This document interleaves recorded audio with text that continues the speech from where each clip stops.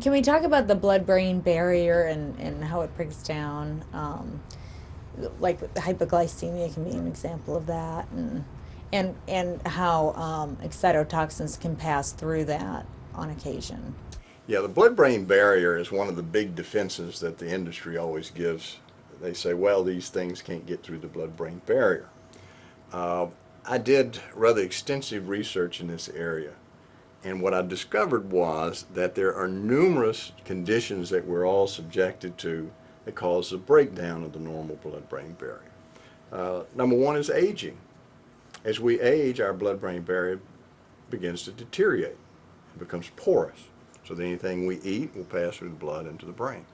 Alzheimer's disease, Parkinson's disease, all of these diseases are associated with the breakdown of the blood-brain barrier.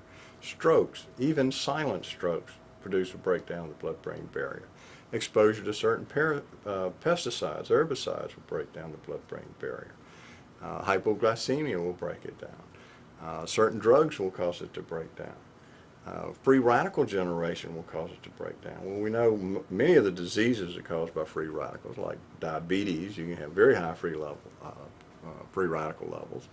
Extreme exercise, you produce a lot of free radicals. All of this breaks down the blood-brain barrier. Multiple sclerosis, autoimmune diseases, lupus, all these things are associated with the breakdown of the blood-brain barrier. So we know there are millions and millions of people out there who have, at one time or another, a very porous blood-brain barrier. So when they drink a Diet Cola or they eat MSG, it passes right into their brain very easily. The other thing that we discovered was that even if you had a completely normal, intact blood-brain barrier, if you expose that person to a high dose of these excitotoxins over a prolonged period of time, it will seep past the barrier